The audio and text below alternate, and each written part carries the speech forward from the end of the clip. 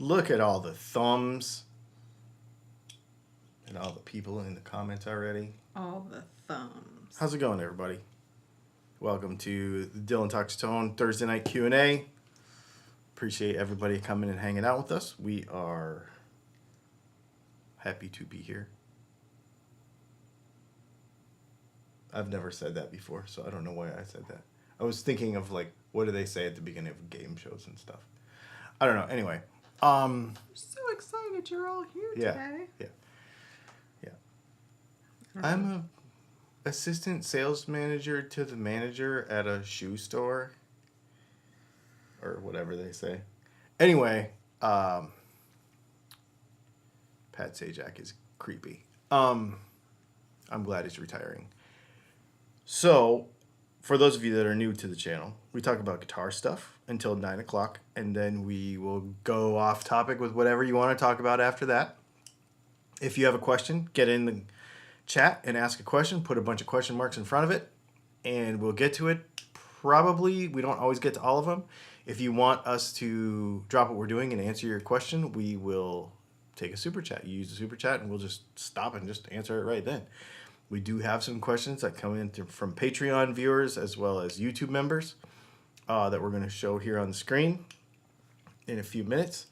And we also want to thank our Patreon supporters and YouTube members for supporting the channel, and for the folks that buy pickups from us at Dylan Talks Tone, and all of the other links in the description, including the shorts that I wear that you all love so much. The link is down there. So, yeah.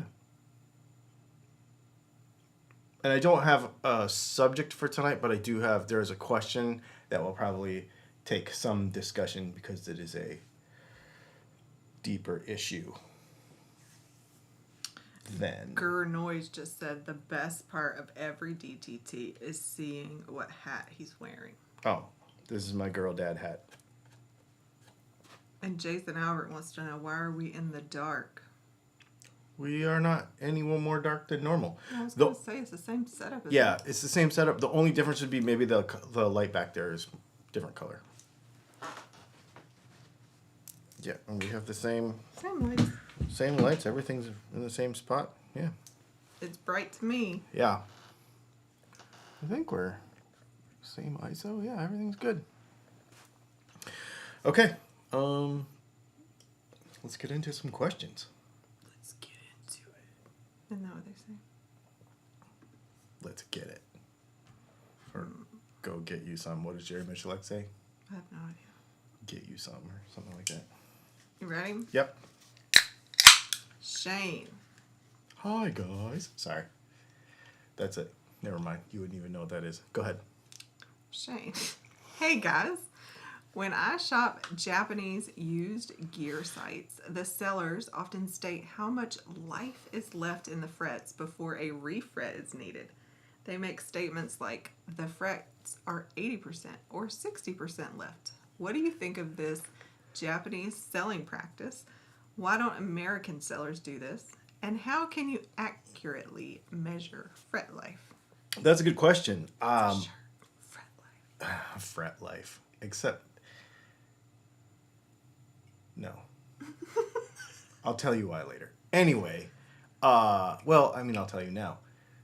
There's a website, or there's a, I guess it's like a social media, like a dating site for fetish people, and it's called Fet Life. So Too I think, close? yeah, I think that might not work. Unless we like use the exact same logo, but then like put like guitar frets in it just as a joke, like the people do with OnlyFans shirts. That might I be. was thinking like instead of salt life. Oh, instead of Slut Life. Yeah, Salt Life. No. How do you know about fetish websites? I mean, everybody knows. They're just out there. So, what was the question? Oh, we have a super chat too. Answer the question. Answer the question. So the question is, how do you measure the age of your fetish on your guitar? Basically, you would have to measure it makes sense to me. The idea of doing this makes sense. Basically, if you knew the original fret size, which if a guitar was listed with the fret size, because you all know what to use, you could measure how many thousandths of an inch was there versus how many thousandths of an inch is not there anymore, and you could say it's X amount gone. The only thing is, I don't know what the minimum fret would be, and you still couldn't put a time on it because everybody plays guitar different. Also, you couldn't do it as an overall percentage depending on how you play the guitar versus how somebody else plays the guitar too.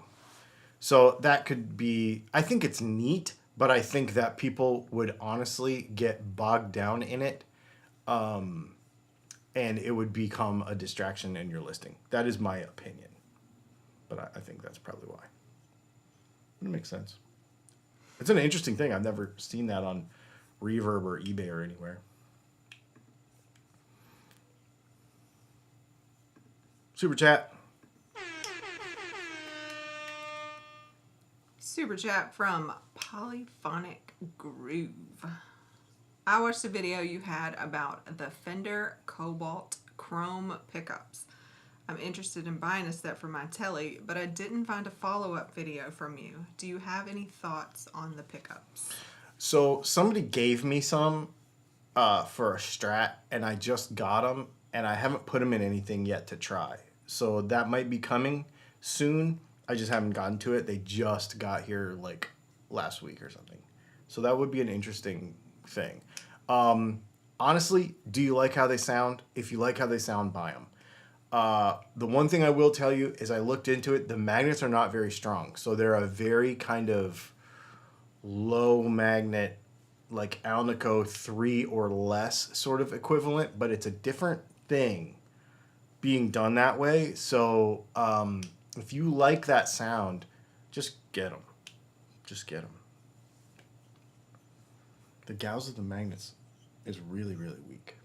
Really? Well, in comparison to a normal Alnico 5 or something. It's pretty interesting. Thank you for the super chat also. Sean says, have you seen the SBS guitars through Guitar Fetish for $379? I have not seen those.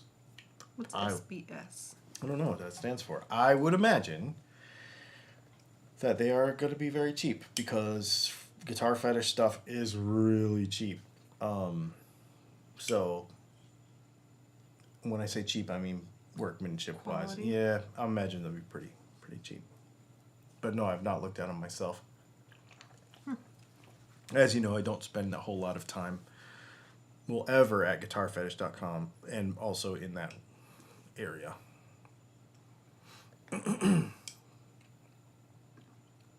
Rob. Hello, Leslie and Dylan. I rewatched the Tuesday live stream to hear all of the content I missed while typing comments 2 days ago.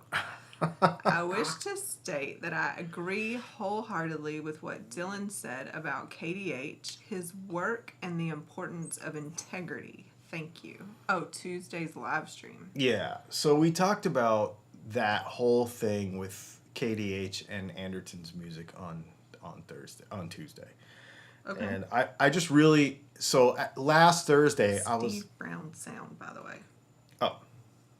SBS. Last Thursday we discussed it a little bit, and I was not that well informed on that situation, so I spent a bunch of time informing myself, and we talked about it on Tuesday, filled in some gaps, we watched some of his videos. What did you think of him? I thought it was fine. Yeah. I feel like he's pretty, I think he tries to do the right thing. And the reason I'm bringing it up now is because on this thread, you can take that down if you want, on Patreon, where this question originated, the discussion got pretty spirited. And so there was some things in here. And then somebody said, maybe we should have a talk about this. And I was like, okay, well, I'll bring it up tonight. I didn't say I would bring it up tonight, but this is the time to do it. We have another one of our folks who follows me on Patreon who says, sorry, but Dylan was way off. He's not a credible journalist. He just found a way to generate YouTube revenue for for clicks. Everyone knew that Victory Amps had a relation to Anderton's. Also, he claims it was some big cover up, but his final information of the ownership was from Lee himself. Once Lee tells him about the business ownership, does KDH tell him about his potential legal problem? No, he wouldn't make any money that way. Better to throw Lee under the bus with a sensationalist video. No respect for scum like that, and embarrassed for Dylan for trying to be controversial for the sake of controversy. So I wanted to talk about this because I feel like this. I'm not going to mention his name because I don't want to single him out, but I think a lot of people did feel this way. I think they felt like there was a percentage of people that were like, you're just trying to get clicks. And then, of course, me, like, hey, you're just trying to get clicks talking about it. I was genuinely interested in understanding the whole story. So to parse this out just a little bit, everybody knew that Victory Amps had a relation to Anderson's. It's actually not true. There was, let's say, if you want to say everybody, if you want to use an internet generalization term, everybody had a pretty good idea. And there was a lot of rumors about it, and everybody took it as a given, maybe. You know how in the rumor mill, well, yeah, I mean, of course they're that. You just kind of assume and you just kind of roll with it. Duh. But there never was actually anything for sure about this. So there was a lot of assumptions made, and there was a lot of rumors about it and all that kind of stuff. But there were also a lot of people who had no idea. In fact, if you look through the comments section on my video and on KDH's video, there are people like, oh, I had no idea. I mean, I don't care. There are a lot of people are like, I don't care either, but, I had no idea. Like, I didn't know anything about this. Also, KDH claims that it was a big cover-up, but the final confirmation of the ownership was from Lee himself once he got called on it. Once Lee got called on it. And the legal side of this,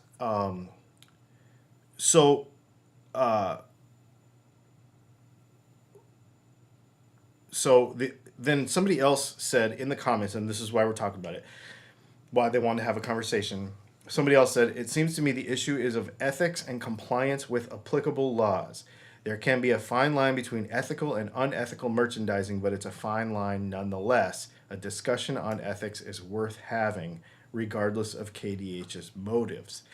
So, to think about this comment in relation to the last one, there were actual laws. This was not just, and this, we talked about this a little bit on Tuesday, that sometimes we take the perspective of what we personally have in our area and assume that that's what should be done. But the laws in Europe are different, right? And so it turns out that he should have had in every video, I make money off of Victory Amps.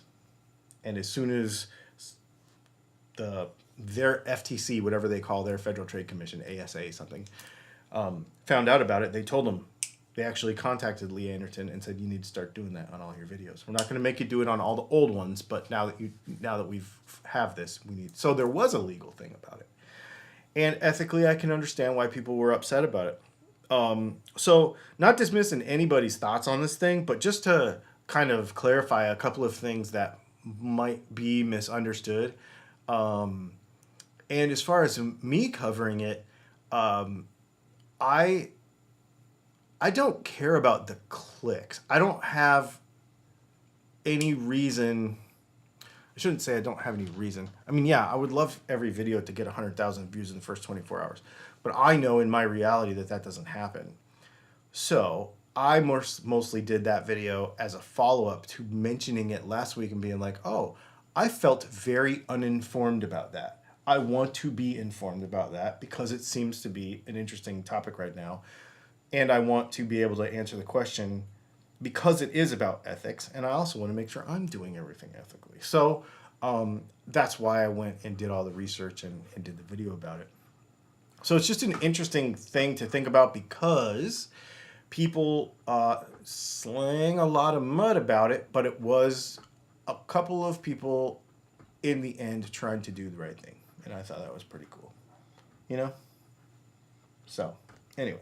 I just wanted to flesh that out a little bit because somebody else on that comment thread was like, we're all friends here, you know, like, we don't want to, we don't sling mud around here, you know what I mean? And so just to kind of talk those conversations out. And then especially if somebody says, you know, I feel embarrassed for me, somebody feels embarrassed for me, I don't. I never feel embarrassed about content that I make because if it's on my mind and I want to share it with you, I share it with you. And I'm not embarrassed about that, especially when I'm trying to understand and learn something and then share that. So, yeah, not at all. So anyway, I just wanted to develop that out a little bit more. Do we have any other questions over there?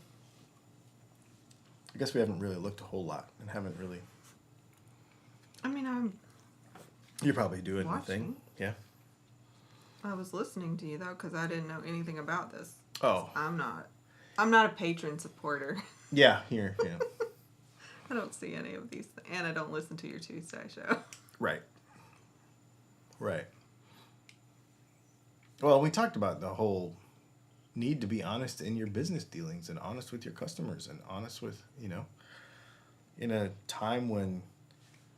Yeah, and I mean, if that's the case, isn't that even a U.S. law? Like... Yeah, I have it at the bottom of all my videos. Well, it's misleading if you're promoting Dylan Pickups as the best pickups and they don't know you own the company. Exactly. Like, that's not fair. So I feel like that's a U.S. law too. Yeah. And then any affiliate program, you have to disclose right. that you could make money. Yeah, that's why I say it almost as a joke in every video. We could make some money from these links. Click the links, you know, like. Yeah. Because it is true. We say could because there's like 500 million pages of red tape. I don't know. Yeah, I mean, it's crazy. Like, could. We don't actually make that much money off of it. Click might count. Yeah, if somebody else clicks on it this many minutes afterwards and blah, blah, blah, like, yeah, there's all this stuff. So I don't even know. I don't even care about that stuff. I just make the videos. And, but it's also important too because the big thing is that he had a YouTube channel and he was promoting a product and not saying that he was connected to it, which I kind of understand why people were upset by that. Yeah, and if they're good ants, they're good ants. They are, yeah, but they're great. And on the other side of that, just because I use something in a video doesn't mean I'm some kind of paid shill either. You know, like, it is possible. And I think that people that do what we do don't get enough credit for honesty. You know, I don't think people, YouTubers especially, I don't even want to say YouTubers, just anybody who promotes a product or talks about a product or reviews a product does not get enough credit for being honest about said product. If I don't like strings, I'm going to tell you I don't like the strings. Most of the time when we do videos, because I have a completely different approach to this, I don't tell you whether a product is good or bad because I personally don't believe there's any bad gear. There's no bad gear. The trick is figuring out who the gear is meant for. So if it's a Spider Jam 5, maybe it's not meant for you. Maybe it's meant for somebody else who's listening. So trying to place in the market where each of those products are for each customer and who will be happiest with them. You know, it's like when you used to watch consumer reports or read consumer reports, and they would say that Land Rover has a terrible reliability rating. Well, when you start to look at the market of who bought those cars and how much they complain about stuff, they're actually really nice. And you kind of had to know some stuff, and then the car was fine. I mean, I had 3 of them. So it's kind of like the audience also determines how good a thing is. And also, let's face it, cheap people saying that something expensive is bad is not the same thing as somebody who can afford and are willing to spend the money on said thing if they say it's good or bad. Also, proper impressions of quality control. We always talk about that. We talked about that yesterday. You know, all those things come into play. So you try to put all that into a video and share that with people without saying this thing is a piece of crap. I mean, sometimes I do. But even if there's a link to be had in the description of the video to go to Sweetwater to buy a guitar, I'm going to tell you this is why I'm not going to buy it, but here's why I think you should buy it. You know, even if I don't like it. So you just try to be super transparent about that stuff.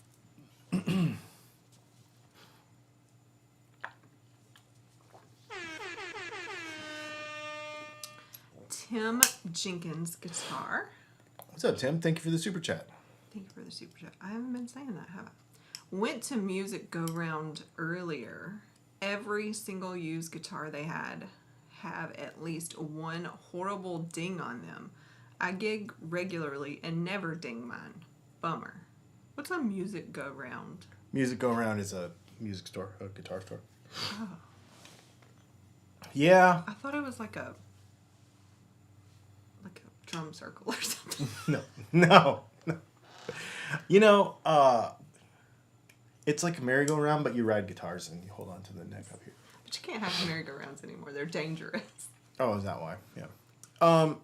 Yeah, I mean, used guitars are used guitars, I guess. I don't know. I have pretty low expectations of used stuff. That's why I don't really buy used stuff. Thank you for the super chat, though. Does anybody else in the comments have any, I mean, have you bought used stuff and find it fine? Or are you okay with the dinger too? You know, that's a good question too. Dinger too. Dinger. Is that a word? Dinger No. too. All right. Ready to Keep on rolling. get some questions? Yeah. Joe Ruffini. Dylan, I have two 60s Strat pickups. I need them rewound. How much will this cost me? I don't know. I don't do rewinds. I used to, but I just don't have time to do them anymore. I would go on Facebook and look for Odessa pickups in Kansas. We're trying to think of the town. I always get it wrong, so I can't tell you. Yeah. Anyways, Odessa. It's Odezza. The guy's name is John. He's really cool. He's a friend of mine, and he loves doing that stuff, and he's good at it. So yeah, call up Odessa pickups if they're single coils. I got another person for vintagey PAFs, but for single coils, definitely John. Strat is single coils, right? Yep. Yeah. Mm-hmm. John Matthews says, "Can I send you a guitar for a setup?" No. We do not typically work on customers' guitars because we do not have the room or the infrastructure for that. Yeah. I would just try to find a good local shop. Watch that video on Monday. Look at those details on that video, and maybe ask questions of the local shop about how they're going to set your guitar up, what they're going to do, and if you don't like the answers, it's kind of like anything else, you know. If you don't like the answers, you're getting to the questions. Hey, what are you going to do to my guitar? You know, I would like this or I would like that, and this is the kind of music I play. And they listen to you and they try to get, you know, a good rapport with you and understand what you want out of that setup. And then they set up your guitar. If they just say, okay, throw it over there and pick it up on Monday, I wouldn't go to that guy. And maybe you don't have a bunch of choices, but at least try that and just kind of see if you can get a relationship going with that guy, whoever that might be in your town. That guy. Now here, Chente. Okay. I'm sorry if my English isn't good. I'm sorry if my reading of your name isn't good. I'm a Spanish speaker.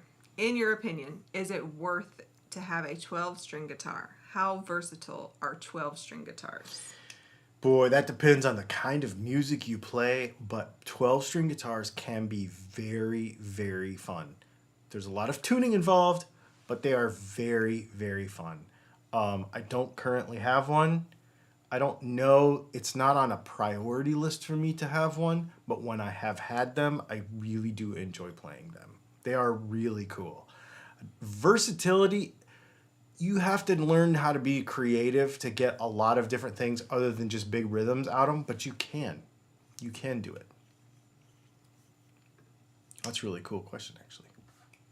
Gary Simmons, ever Okay. had a guitar neck that had a slight back bow with a truss rod loose? I'm hoping that changing from 9s to 10s will get me a tiny bit of neck relief. Guitar plays okay with a light touch.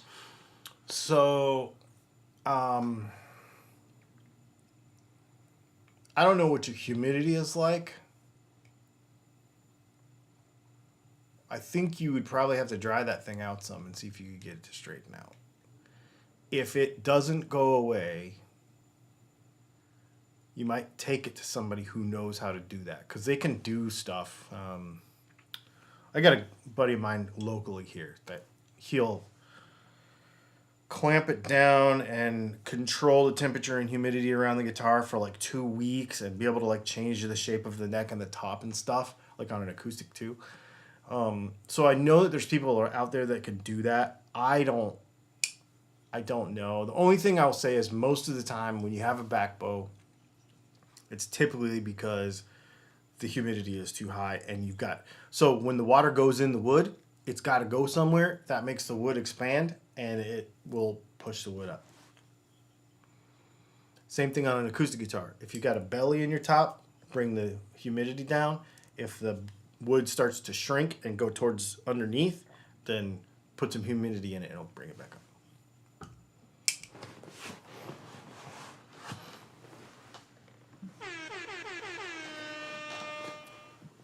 Fanshank Guitars, thank you for the super chat. Thoughts on the Killer Imperial Humbucker? The Les Paul CM I just picked up for a song was upgraded with one. Killer Imperial?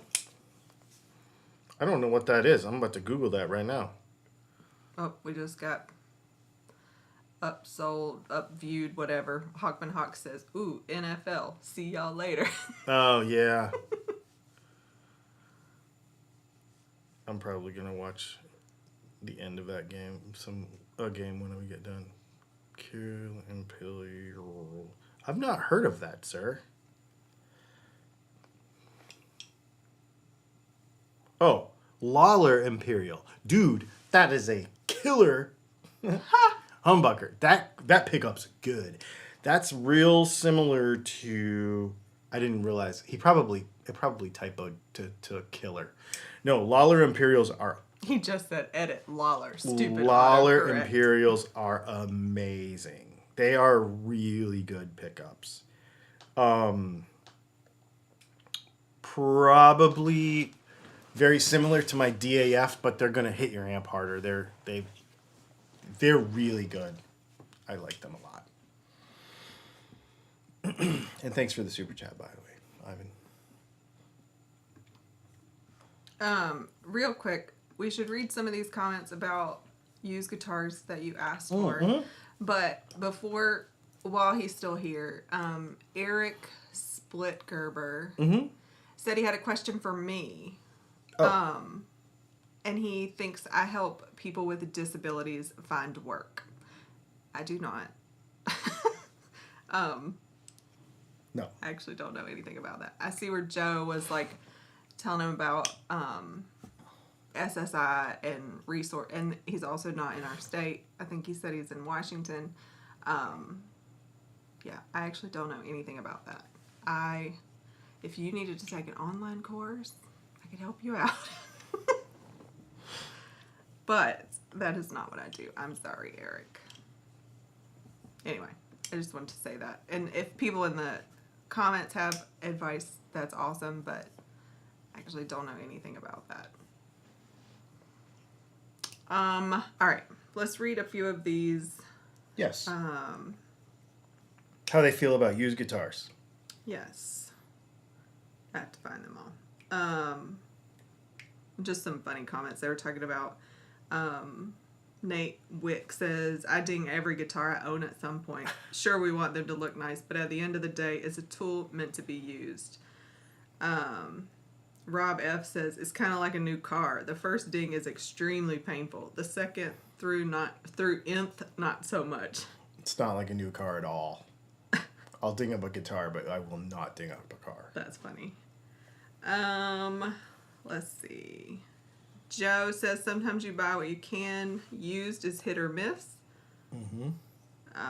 Jeffrey Egan says, I'm fine with dings.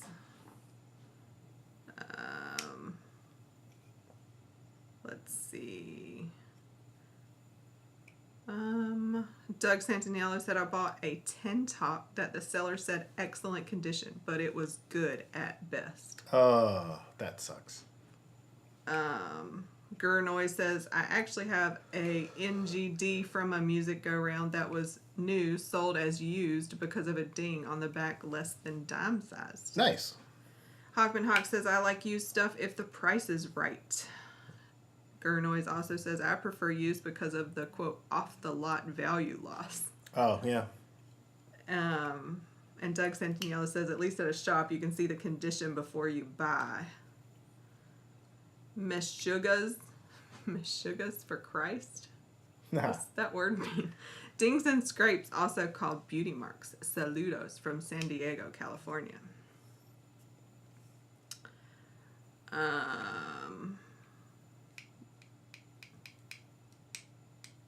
Timothy Potter said, occasionally I buy from pawn shops, and some of the guitars there are a ding or two also. He really stitching there. You have to decide what you can live with or fix. I work on or mod everything I buy, mostly with your pickups. Yep, he does.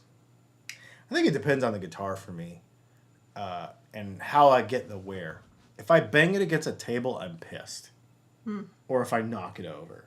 If I'm playing it and I'm putting wear on the guitar playing it, I don't care so much. But if it's an accidental thing, or you're moving something around and you ding the top of it, that pisses me off. I hate that. But if it's, like I said, if it's scuffs in the top from the pick and that kind of thing, I'm not real hard on instruments anyway. I could play them a bunch and still not ever wear them out. So I feel like there's more comments. Something is way off. All right, let me catch up again. I'm grabbing the ones that are questions, okay. And then we will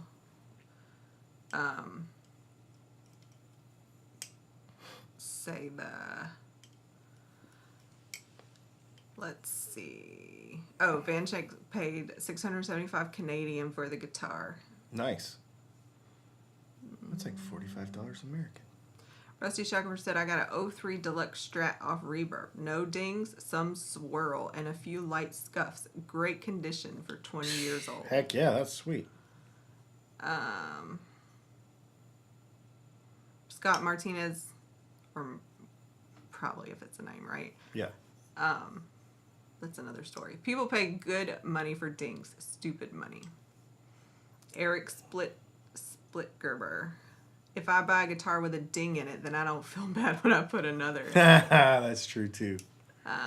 Once it's done. Charles Wallace says, I have no problem with used guitars having dings as long as I know about it. I am more concerned with how it plays. Makes sense. Same. Oh, Melpomene. Is Yep, that how you say it? It is. I don't mind dings. In fact, I got a brand new Jackson Spectra 5 bass, normally worth about $400. Thanks to a ding for less than $200. Sweet. That's a smoking markdown for a ding, man. Steve Pipe says a guitar with a ding or two is a perfect project to try your own relicking.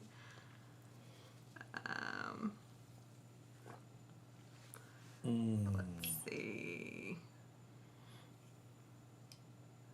That's pretty funny. My goodness, there's a lot of comments. Good. We like that. I feel like I can't keep up with that though sometimes. That's all right. All right. Here we go. Ready? Questions. We answered that one. Jay Howler. Which type of bass pickup would sound most like a guitar after running through an octave up pedal and into a guitar amp? Probably a jazz bass, I would think. Probably a jazz bass pickup. Let's see.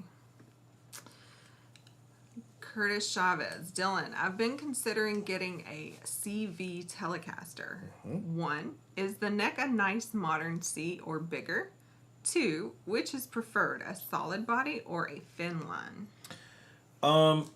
The solid body or thin line is up to you because that's going to depend whether you like that 70s thing. Because isn't the thin line a 70s deal and the solid body is a 60s thing? I could be wrong about that, but I think that it's what it is. The necks are basically all the same on all the guitars. They, except for a couple. It's just a medium slim C. It's not fat. It's not real skinny, like a Japanese guitar is, but it's pretty. It's smaller than bigger, but it's not too small. It's actually, I think they're really good. Kind of middle of the road. Rusty Shackelford. Hey Dylan, how come pole pieces almost never match up with string spacing? Is it just too hard to space 2 or more pickups differently? It's because there's manufacturing standards for pickups, but there is not manufacturing standards for guitars. And there are some string spacings that will just never really work right. When you have guitar builders who just build how they're going to build, and then it's almost like the pickup is an afterthought for some of them. Yeah. Jay Howler, when you were using the Tone Master, which amp sounded best for single coils? Well, I have the Princeton, and I think it sounds awesome with single coils, especially clean. Or a little bit dirty, because it never really gets totally clean. That's what a Princeton does. But yeah, no, really good.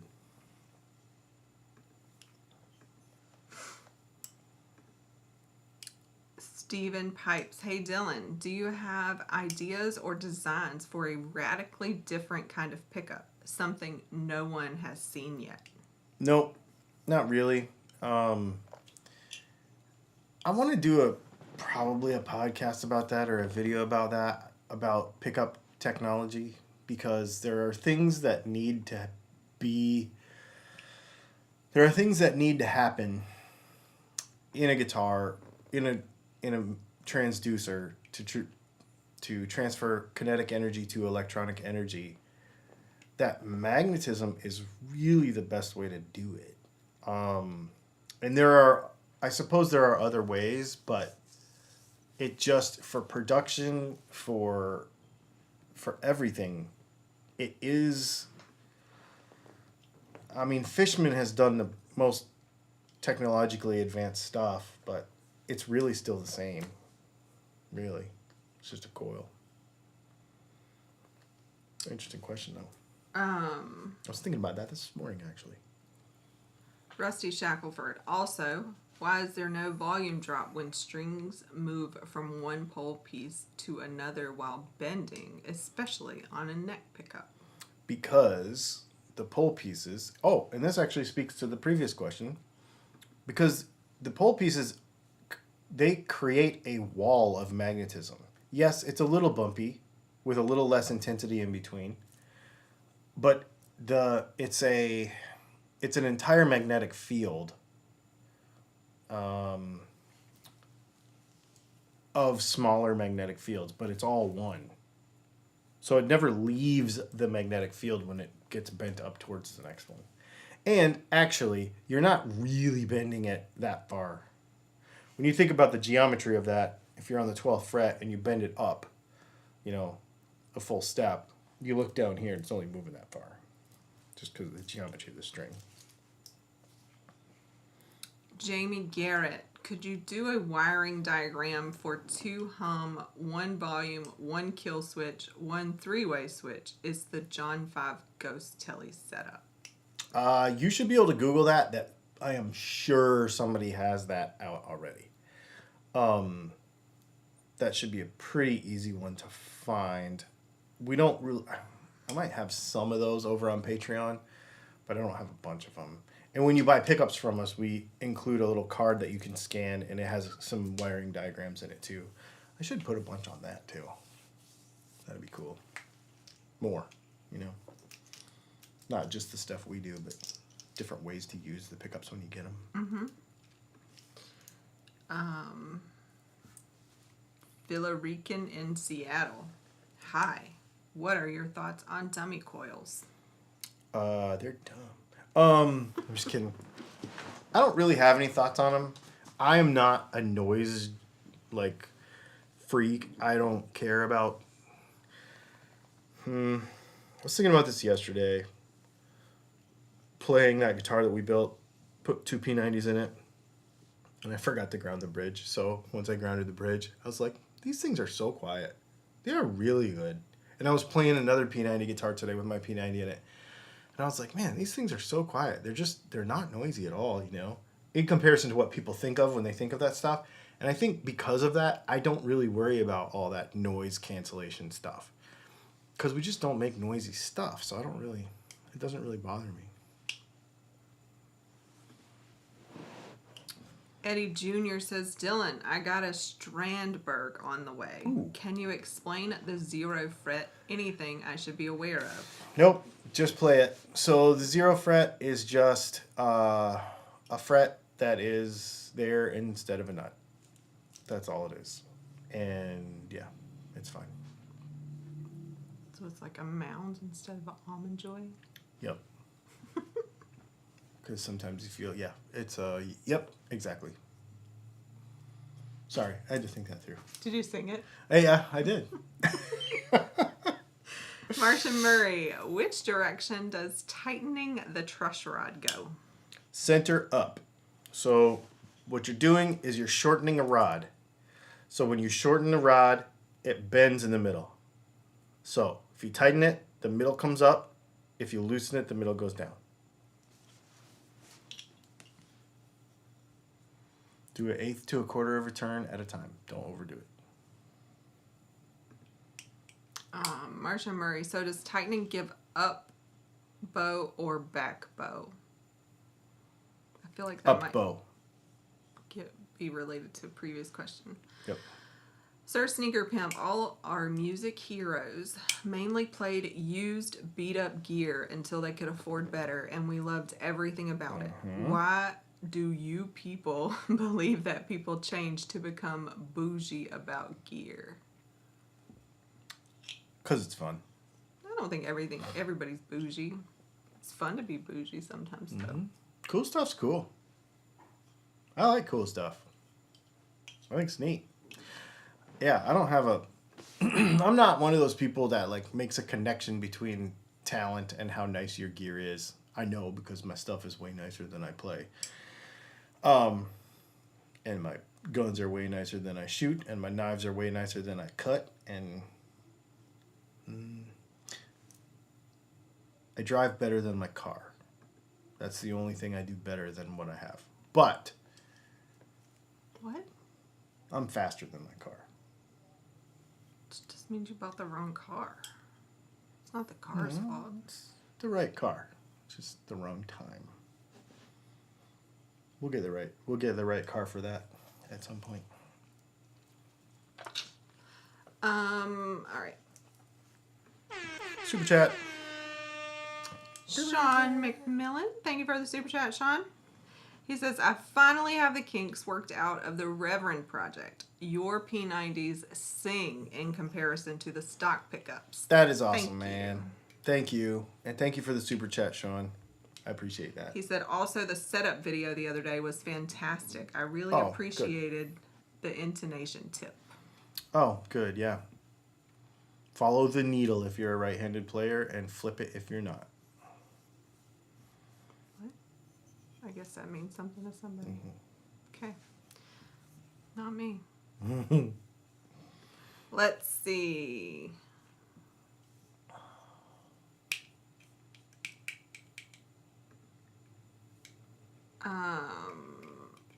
J Van B231. I was showing off my TTG Strat the other day, and the things that was commented on how nice the pickup covers were. Are these something you get special, or can anyone get these? Well, I order them from a supplier that I have taken a while to get good ones because they aren't all good. Some of them are kind of crappy. But Yeah. is that a wholesale company? Yeah, not it's a wholesale retail? company. We order like 150 of them at a time, 200 of them at a time. So it sounds like they're special. Yeah. Well, not yeah, they're not special. Well, it says, can anyone get these? Yeah, no. Jay Howler, is it okay to drill bigger tuner holes with a hand drill? I don't have a press. Be very careful with that. You might want to use some kind of stepper bit or some kind of reamer so that it doesn't grab. Because drill bits can grab pretty easy. So just be really careful doing that. Ricky Compton, Dylan, what's your thought on Rain Song acoustic carbon fiber guitar? They're cool. I've played them before. I like that like broken ice top looking one. It looks pretty cool. I don't know a whole lot about their models because I haven't reviewed one or anything ever, but I've played them before, and they're neat. A friend of mine has one that's really nice. Blase Tube says, too bad Dylan Talks Tone don't make bass pickups. We do. Go to the website. There's a bunch.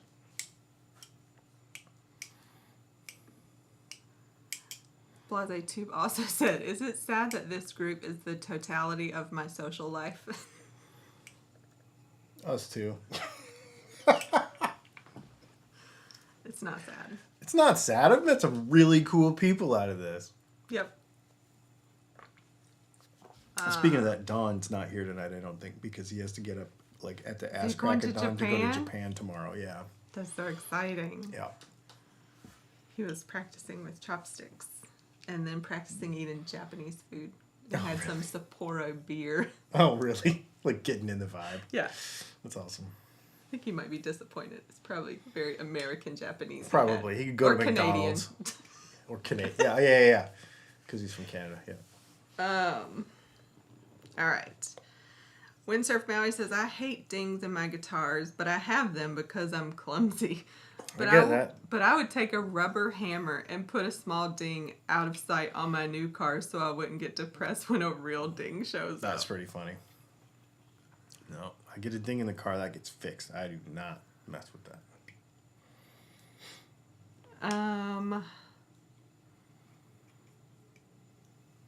I don't understand this question. Maybe you do. Okay. Joe says, would you buy your dream amp or a guitar would be your number one? 6505 MH or a Schecter guitar or some sort. I'm torn. So I don't know if I've seen a lot of people respond in it, like, and they were like, I'd buy my dream amp. I'd buy. Yeah, honestly, I think I would buy the amp. I think if I could buy any amp I wanted, I would buy a 2-Rock. I would buy, or a Dumble, some Dumble clone. Yeah, I think I would buy the amp. Yep. Guitars come and go, but amps are more forever. More forever. I mean, how long have I had this? I don't know. 2 years?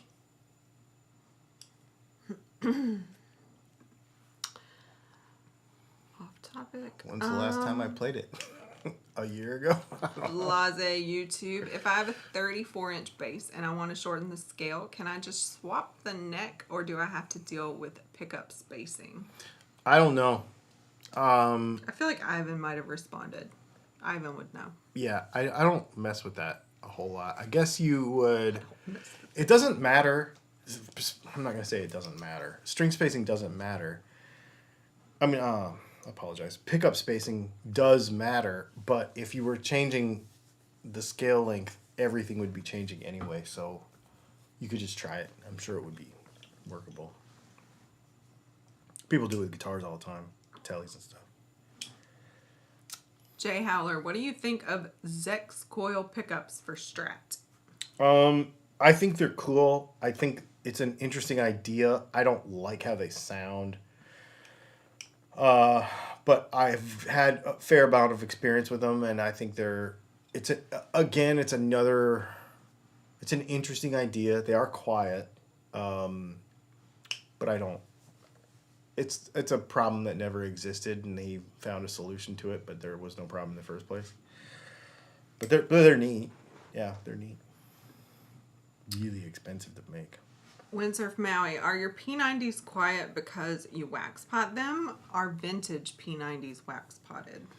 Wax potting doesn't actually really help with hum. Wax potting is more about the microphonic noise, like the tapping, squealing stuff. Loose parts, it's suspending loose parts in wax. The noise,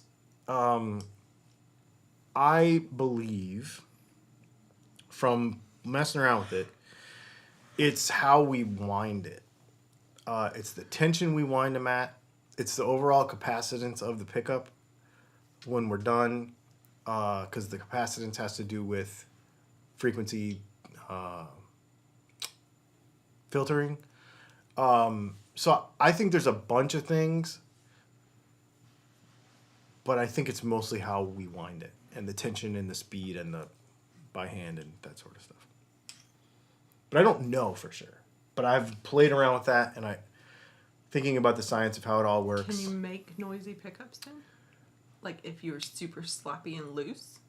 No, that would.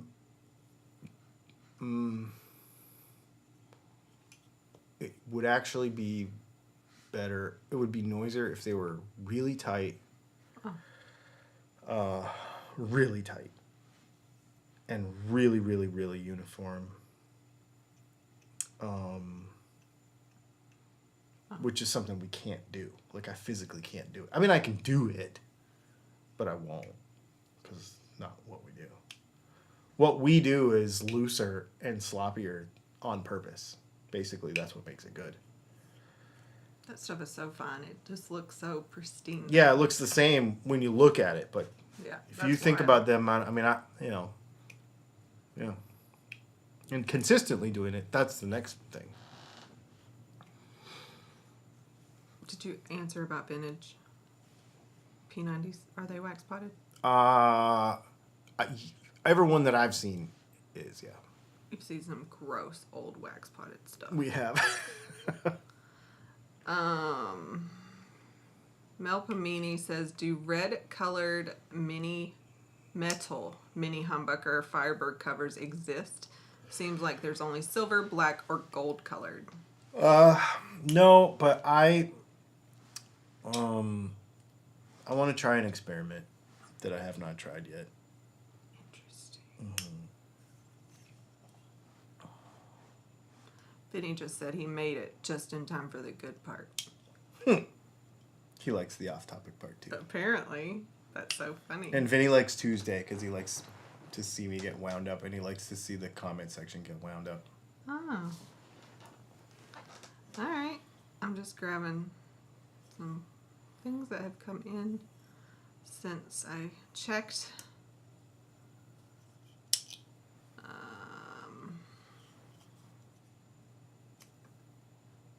All right.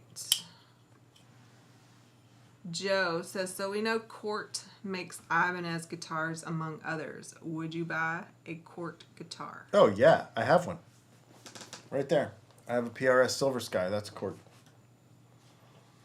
The SE. Absolutely. Free money. Are Railhammer half blade, half slugs pickups a gimmick or a total tone-gasm? I would go somewhere in between. They're really cool. I need to text Zach and have him send me some of those. My friend works for a Reverend, and he kept telling me, yeah, if you want some of those, I'll send you some. And I was just talking to him the other day, and I forgot to ask him about it. Because I'd like to get some and take them apart and show them on the channel and stuff. Because they're neat. They're really neat. But I don't think they're not like really anything super special, but they're cool. They sound good. MJ, if I have one humbucker, what does a tone pot do for it? Am I missing anything by just having one volume pot? You're missing tone control. Yeah. when you have one pickup on your guitar, you can do a lot with a volume and a tone. And I am a huge proponent of having everyone in the world owning at least one single pickup guitar with a volume and a tone. And play it clean with no pedals through a small amp like a Princeton or a Marshall Class 5 or some low wattage thing where you can get it to break up, and just play it like that for a couple of weeks with no pedals or anything. And use your volume and your tone and see how many sounds you can get out of one pickup with a volume and a tone. And that will help you learn. That will probably do more than watching any video about capacitors and tone pots and resistance and all that crap. Just spending a bunch of time with a low wattage amp, like 10 or 12 or 13 watts. And when I say that, I mean like a tube watts. On the edge of breakup, single pickup, no pedals for like 2 or 3 weeks or a month. Just do that solid. You'll learn a lot. I should make that video. Super chat from Timothy Potter. Thank you for the super chat. He says, what would you recommend for a first pedal for someone ready to step gently into the deep, dark end of the pool? It depends what amps you have. But, excuse me. Most people would say an overdrive, which I don't disagree with. Like a tube screamer kind of thing. I personally would go more for time-based stuff. So delays and reverbs, and you'll start to sound bigger, which is really cool. That's where I would go first. That's all I use most of the time. And Doc that was a is super here. chat, right? Yes. Thank you. Doc is here. Hey, Doc. I don't know if that means he's not getting sleep or... Yeah, I don't either. He texted me earlier today, and he was like, I might not be there. I don't know if this is LCA or ICA because font matters. Bare Knuckle is a good pickup brand, question mark. Oh, yeah, for sure. They're cool. Rusty Shackelford, ever seen the short that says YouTube, MySpace, and I'll Google your Yahoo? No. That's pretty funny. Already. I don't even have to see it. No. Shirt, not short. Oh, sure. Shirt.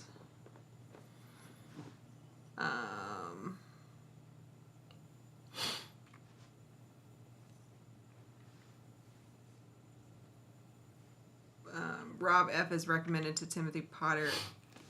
As a beginner, he started with a looper so he could hear himself. Added a drum pedal to learn to keep time. Then went with an overdrive and a fuzz. A looper out of left field, excellent idea. Never would have thought of that. That's a great idea. Pretty cool. Yeah. I'm like caught up with regular questions unless I missed something. Okay. The two that I'm holding are more after hours. Okay. He said yes, very little sleep. Yeah. Well, let's throw up our... Throw up. It's a terrible... Sorry. Let's put up our little... I left it there. So you're ready? 1 minute early? Yeah, let's go 1 minute. Just introduce it and then I'll put it Okay. up and then it'll be time. So after 9 o'clock, we typically just go off topic. And so for those of you that are in the back who just got here, who might not realize this, but we're going to stop talking about guitar stuff now. And we're going to do off-topic stuff. We do this every week. Just a way to hang out. You can ask whatever question you want, as long as it doesn't have to do with guitars, and we might answer it. We will answer most of them. If you want to ask a guitar question after 9 o'clock, it has to be a super chat. That's the only way we'll answer a guitar question after 9 o'clock. So, that's it. Do we have any last minute sneaks in? Well, first of all, LCA or ICA says, Dylan, I'd like to buy a humbucker to put in my Strat in hum single hum configuration. What brands do you recommend? What? What do you mean, what brands do I recommend? DylanTalksTone.com. We make really cool humbuckers. I think you will like them. DylanTalksTone.com. Yep, that's why we're here. You didn't know that I made pickups. That's pretty neat. That doesn't happen very often. All right, there's the disclaimer for anybody who shows up. Yep. Did you have an off-topic topic? I have nothing. Nothing? No, man. No. All right. Well, Haas asked a long time ago, Okay. what's your favorite Tupac album? I don't really have one. What's yours? Machiavelli. I was going to say, you like Machiavelli. But the funny thing is, as soon as I read that question, and it is on the Machiavelli album, is the intro to one of the songs where there's a dude. Remember, we just watched a comedian that was talking about like the stories that went along with like hip hop music. Anyway, it is on the Machiavelli album, and it's the intro to the song. And there's a dude in the background. He's like, "I love Tupac's new record," and That's somebody's so like funny. favorite Tupac album. And it's funny because we talked about that whole thing because of that comedian the other night. And I was in the car a couple days later listening to Tech Nine. And every time, listen to a Tech Nine record and there's like an interlude in between every other song. And I'm like skipping them because they're like a minute and a half long. And I'm like, I just want to listen to music. I don't need all the words in between. Yeah, it's so funny. That is funny. I was doing exactly what we were talking about. It's not that I don't like Tupac. I love Tupac. But I just don't. I love Tupac. I do. I love. But I just don't have a favorite. If you put any Tupac record on, I'm going to just listen to it. I don't care. Yeah, it's been a long time since we talked about it. So the reason I like distinctive voices, and he has one. Yes. Like, you could put something on, I'm like, wait, is that Tupac? That's Tupac. Mm-hmm. Mm-hmm. I heard a remix the other day, and I was like, that's Tupac. Mm-hmm. Yeah. All right. Ooh, we have some off-topic questions already. Yeah, people are slinging them in now. Excellent. All right. Charles Wallace says, off topic, I had a Tesla and a Honda right-hand drive in the shop earlier this week. Oh, wow. That's interesting. That is cool.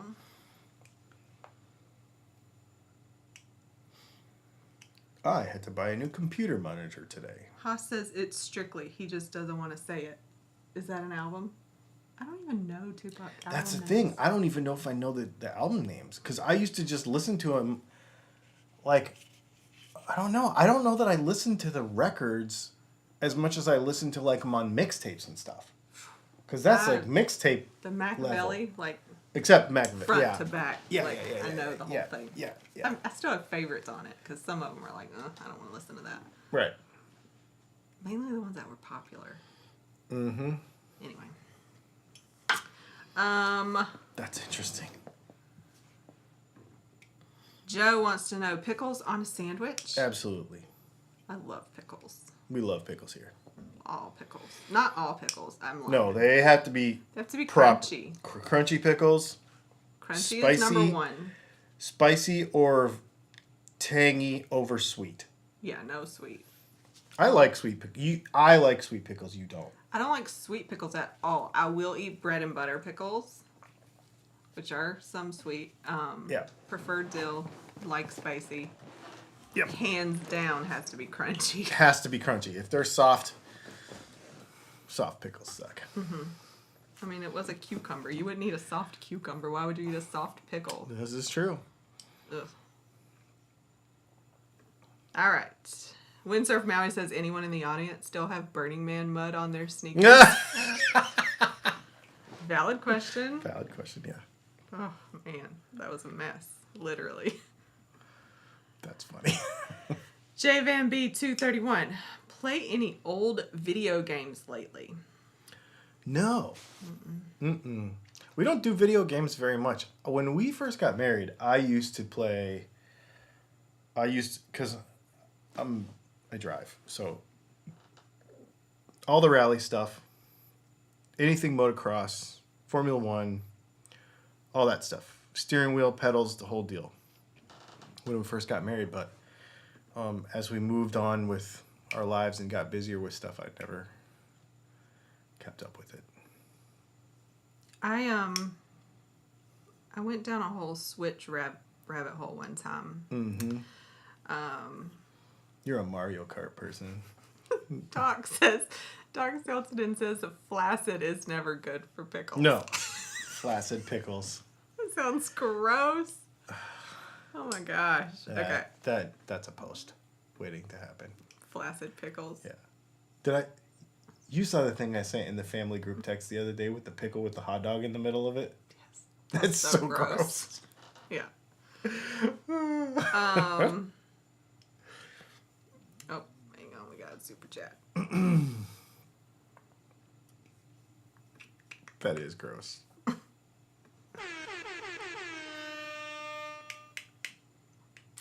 Gurnoise. Thank you for the super chat. Yeah. They want to know 47 brand or new era or other. New era. So, except that isn't 47 NHL? So if you want NHL stuff, I think you have to have 47. Is that right? But oh, dude, and I'm a new era person all the way. And I learned something that the made in the United States, and this could be wrong now, but for a long time, the Chinese ones had the new era logo on the side, and the on the field made in the United States ones did not. And that's how you knew it was a cheap hat versus a good hat. I have a bunch of new era hats because I'm a Yankee fan, so I have tons of Yankee hats. Yeah, I'm a big time new era all the way. That was a great question. That was a for great him. question. Yeah. Yeah. I love that. Let's see. We'll do quick ones. Okay. Haas says Mario or Sonic. I feel like we already answered Mario. that. Yeah, Mario. Unless we're talking about tater tots, then it's Then Sonic. it's Sonic. And crushed ice. Flying Beaver. Ooh, wait, crushed ice. Sonic or Zaxby's? I still have to go Sonic. Okay, keep going. Flying Beaver. Dylan, love the Day Glow green finish at Screen Right. I still haven't made a green one. That's actually just because of the lights that we have back there. It's actually yellow. That would be a cool color though, like I super agree. neon. I agree. Anyway, I'm trying to do quick ones. Let's see. Maybe they're not all quick. Timothy Potter said, "Have you ever tried Wickles?" No. Yes, not my favorite. That's those pickles we tried with Amy, and we bought some, and yeah. I think we threw them away. We did. Yeah, I don't think we They're did. not crunchy. The flavor is good. Agreed. They are not crunchy. I can't do it. Can't do it.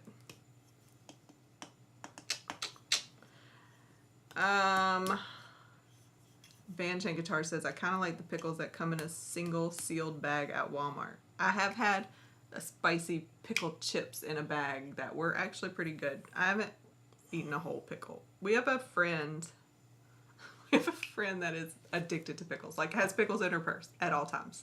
Did you know this? Who? Kim. Oh my gosh, you did tell me that. At all times. Pickles in her. Yes. That's amazing. Yeah. I'm gonna ask her for a pickle next time I see her. She'd probably be like, for real? I'll get you one. I'd be like, you know what? I'm really in the mood for it. I really want a pickle right now. I'm gonna do it too. That's too much. That's Too scary. much, too much. Oh my gosh. I didn't forgot about that. All right. I'm going back to the top. Okay. Eric Luttinger. Leslie and Dylan, what is the one dish restaurants try to convert to vegetarian that is always dreadful? Ooh.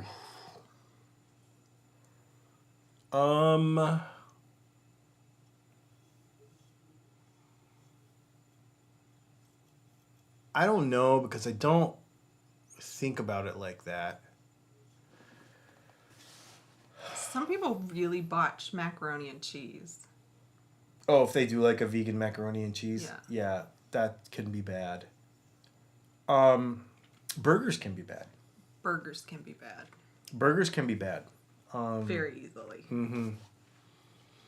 And usually that's because they're trying to make them taste like hamburger. Usually. Yeah. And it's not good.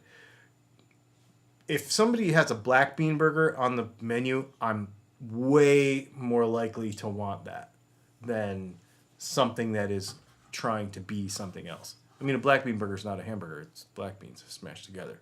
So it's not even trying to be, So, because we're not big food replacement. We don't have to have various replacement things. So, but yeah, burgers can suck. And yeah, anything trying to be dairy in general. I agree. Anything trying to be dairy. Unless it's a 100% vegan restaurant where there's everything like specialty, then usually they get that right. But yeah. Ryan Jess says, how long have you two known each other? Where did you meet? What year is it? 2023. We've been married for almost 10 and a half years. Yes. So we've known each other for 10 and a half years. Yep. Yeah. And yeah. we met online. Yep. Not on a dating site. Nope. Lou York X. Best EDC knife. We have a video about that on our other channel. We do. On the Dylan and Leslie channel, we just did our top 5 knives. So I had top 5 and she had top 5 because she has a bunch of knives so you have too. choices. And reasons. But spoiler alert, mine is my Chris Reeves Benza. I was actually just carrying that today. I just swapped it out before the video because this one's more fidgety. Dog Siltonen said Singapore is going to be a wet GP. Predications? I think he means predictions. But since it's Doc, I had to say it. Yeah. I mean, Lewis. I mean, Max is going to win.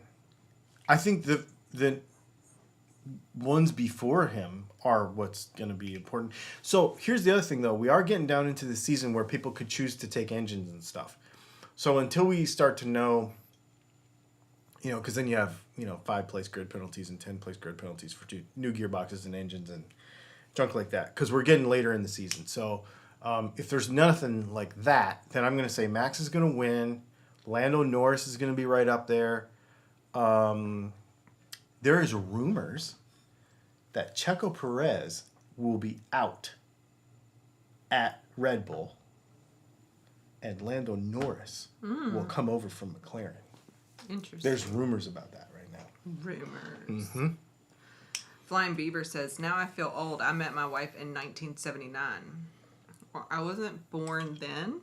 And also I was married before for how long? 12 years? I was 13 years. And you were 12. Okay. Yeah. Mm-hmm. Not the first go around. Nope. I feel old too. Round 2. Last round. Best round.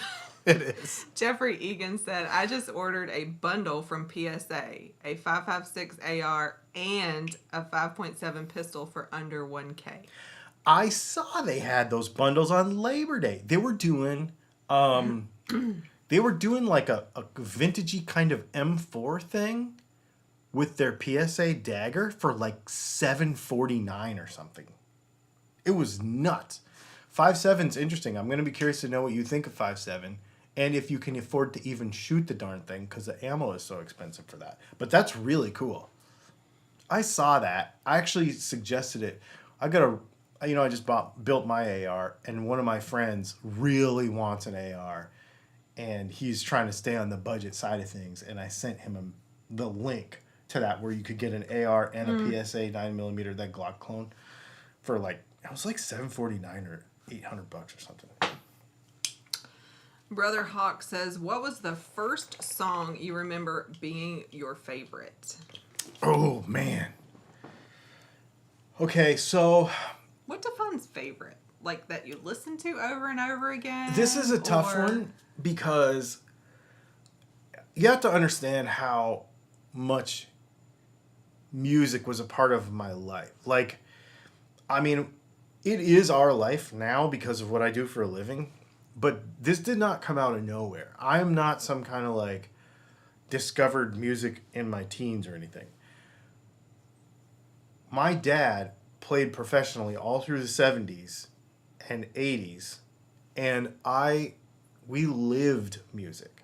Like, we traded our couch for a drum set when I was a kid. Like, we lived music. So I don't have, this is what makes it so hard for me. I don't have favorite kinds of music. I don't have favorite artists.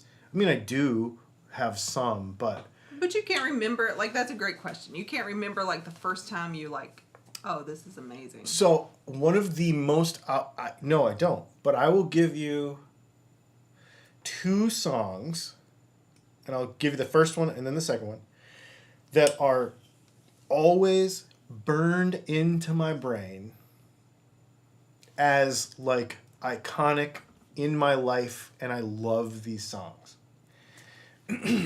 And the first one is Dan Fogelberg, leader of the band, because we had a really good stereo in our car, and when I was a kid, small enough to not be able to see over the front seat, like in the back seat, that's the song that we would listen to, like in the car driving home from somewhere at night. My dad was a huge Dan Fogelberg fan. And so Dan Fogelberg, leader of the band, is like imprinted into my mind even as a very small child. And then I was with John Williams in Green Bay, Wisconsin. I was a kid, and our Volkswagen van caught on fire. We had like a 71 microbus, and it caught on fire, and we towed it for 4 hours back home. And I rode in the back of his truck with a camper shell on it, listening to Phil Collins' No Jacket Required. That's a good one. And that was the first, I must have been probably 8 or something. No, I had to be older than that. But when I got home from that trip, I taped the penny to the BMG thing and did the 8 CDs for a penny or whatever. It was cassettes. And Phil Collins' No Jacket Required was on that first. That was the first cassette I ever bought. Was that. Interesting. Mm-hmm. So that's I can't give you like a favorite, but that's things that stick out. What about you? Appetite for Destruction. Yeah, and I think it would have to be, even though I don't really like the song now, but it's probably because it was so overplayed and sung at the top of our lungs in the front yard for, probably wrecking the whole neighborhood. Paradise City. Really? Mm-hmm. That's funny. Because now it's November Rain. That's not the same album, but... Right. But yes, it's still Guns N' Roses. That's what... But I also remember the first time I heard Pearl Jam 10. Oh, yeah. And I think we listened to it over and over and over, like I wore the tape whole out. night. Mm-hmm. It was a CD by the time I heard it. I was in 8th grade. What was your first CD? I don't remember. I know what mine was. You know why? Because it's the very first CD to ever come out. Yeah, I think I was still. It actually had for a long time. It actually had they came in these long cardboard things. Yep. And when you opened up the CD cover, we just got rid of it like a few years ago when we got rid of some of our stuff. But when you opened it up, on the inside it was like, this is a compact disc. And it was like, this is how you cared for it. And if you were to clean it, you would like wipe it with a soft cloth from the center out. Like, it had all this stuff. It was Dire Straits, Brothers in Arms. The one with Money for Nothing on it. 1984 or 5. But that was the very first CD to ever come out. That I'm pretty sure. Pretty sure I'm right on that. And I remember because my friend had the first CD player of all of us, and then I bought one. Like a year later, he paid $1,000 for his. His dad bought it. Mm-hmm. And I paid like probably $400 or $500 for mine. And I was a kid still. I saved up money to buy it. To buy a Sony 8 times oversampling single disc player. Like, You and Doc have something else in common. what? He said, I still can't listen to Leader of the Band without tearing up. My dad had a bluegrass band when I was young. Absolutely massive influence on me musically. Yeah. Yeah, Dan Fogelberg is a big one. And honestly, that whole era of music had just such great songwriters. Gordon Lightfoot. Yeah. I think all that songwriter stuff, because that's what my dad did. My dad was that kind of... And he played jazz too, but when he played out, he played jazz, but the songs he wrote were very singer-songwriter like that. And so, yeah. So that was a long answer. Yeah, but it was fun. I feel like I hadn't thought of that stuff in years.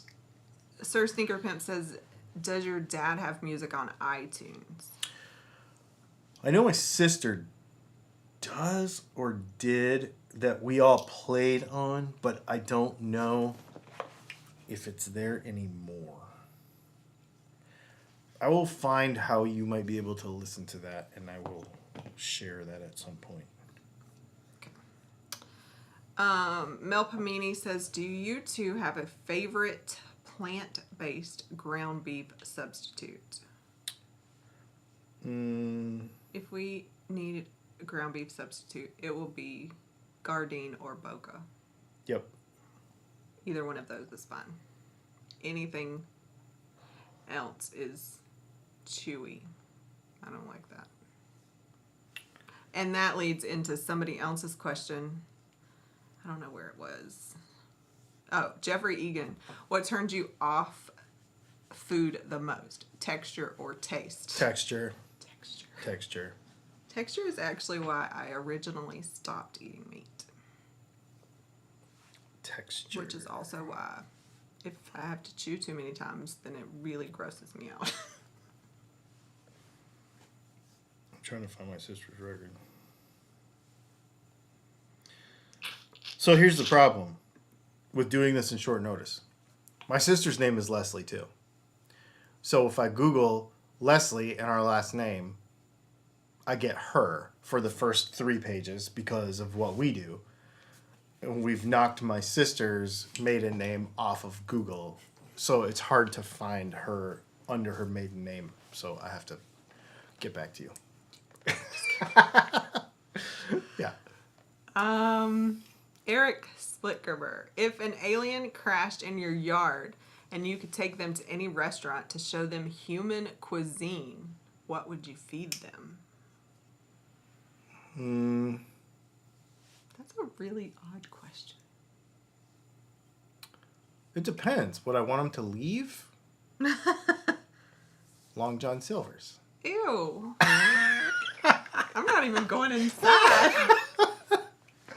Oh, I don't know. That Italian place in Miami. That's where you would take them?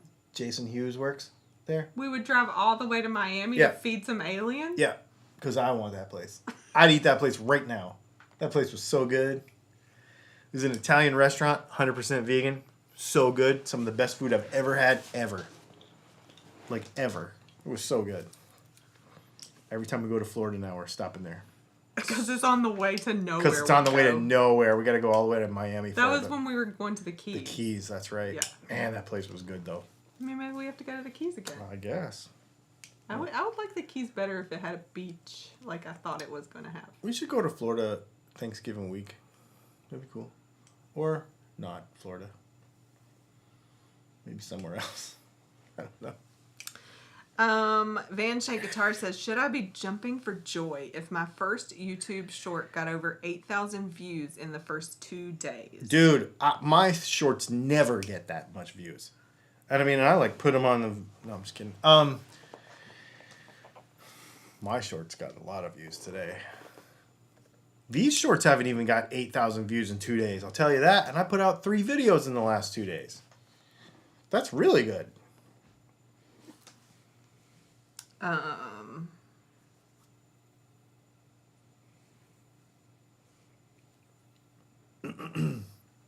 Yeah, 8,000 views. Holy crap.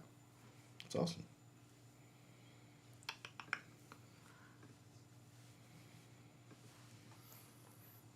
Mel Pamini says, speaking of old video games, I'm playing Shining Force 2 right now.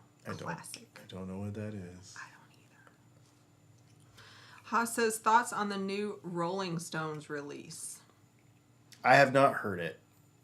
I've heard other people talk about it and say it's amazing because he's 80 years old and he can still do it, but I have not actually heard it myself.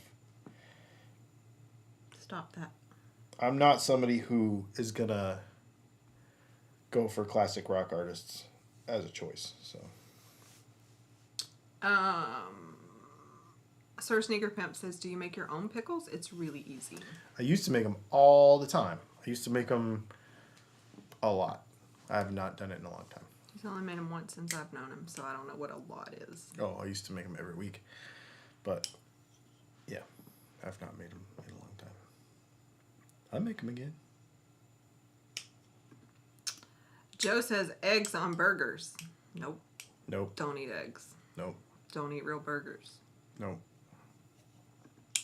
Windsurf Maui says, Dylan, how or maybe what era did you become a Yankees fan? I was a Tiger fan, and I still am, when I was a kid because I was from Michigan. So when Cecil Fielder hit 50 home runs, that was a huge deal, and I'm pretty sure that he did it without steroids, and because he was fat. So when he went to the Yankees, I became a Yankee fan. I was still pretty young, not young, but I was a teenager, I guess. So I became a Yankee fan, and then I moved to New York, and I was in New York and went to the World Series in '96 and '98, like when at the beginning of that run when the Yankees were really good all the way through 2002 or whatever. So I was there for that, and that was really cool. So I was, it has to be the early '90s, I guess, something like that. Sir Sneaker Pimp says, what do you think about Daniel's injury? And do you think Sergio will keep his seat until his contract runs out? As I was typing, you mentioned Lando. Yeah, I don't know. Helmut Marko is a hard ass, so we'll have to see. And Ricardo's injury, are they saying 3 or 4 weeks? So that could be 2 or 3 races more? I don't know. Hands are tough. They got to grip that wheel hard. That's a lot of they're G's. not tough. Oh, I mean, he hit the wall hard. It was, Just kidding. yeah, it was a bad one. Free Money says, are tanning peptides or any kind of peptide safe? I have zero clue what that's asking me. Yeah, I don't know what a tanning peptide is. I have done research about peptides, but I don't know enough to speak on it. Okay. Timothy Potter says, have you tried pickled collard greens? Amazing. No, No. I didn't know that was a thing. How would you do that? Is that different than having like collard greens with vinegar? Because people do that all the time. I don't know. Do they come in a jar? Maybe I'll make pickles now that has been brought up. I used to do it a lot. I like it. I don't make them sit for like months. I mean, if it makes it a week and I'm like, smells enough like a pickle to me, I eat it.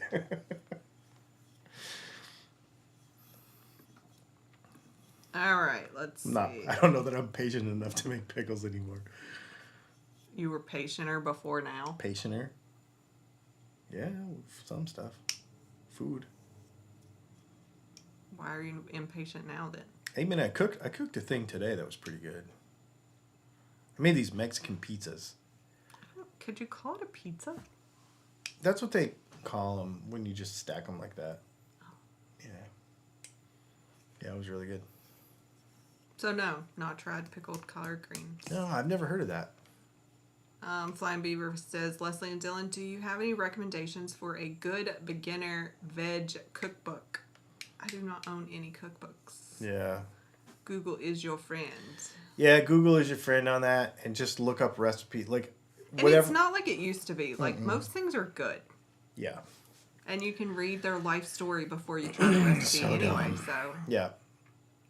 Yeah, it used to be like super hippy dippy crap, and every time you look up something, it's like you mix this gravel and this sawdust with this whatever, and it's not like that anymore. It's just this recipe's great and it doesn't have meat in it. So just figure out what you want to make and put vegan in front of it and Google it. That's what I do. I mean, I still do that. Like, I did that today because I was like, I wonder how I would make this.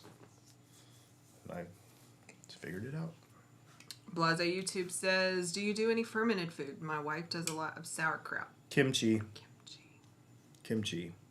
That's my go-to fermented food. Which is exactly the same thing, just from a different country. It's fermented cabbage.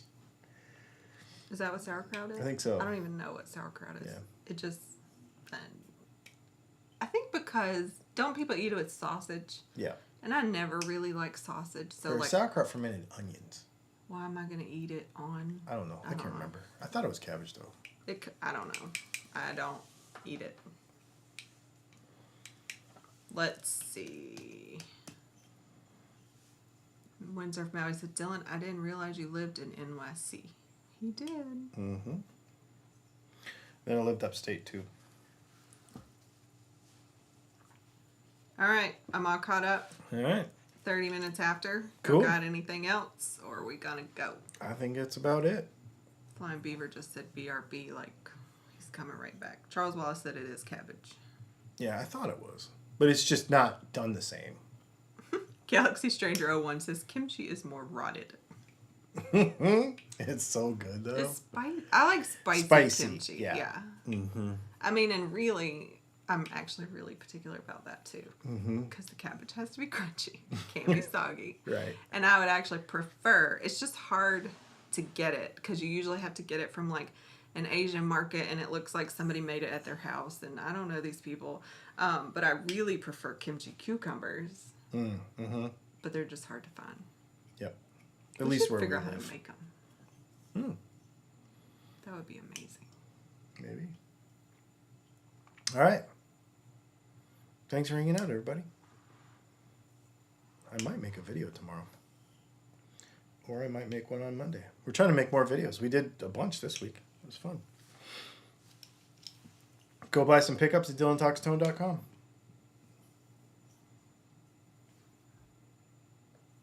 What else you Timothy got? Potter said, sauerkraut is pickled fermented cabbage. Love kimchi. Have you tried seaweed salad?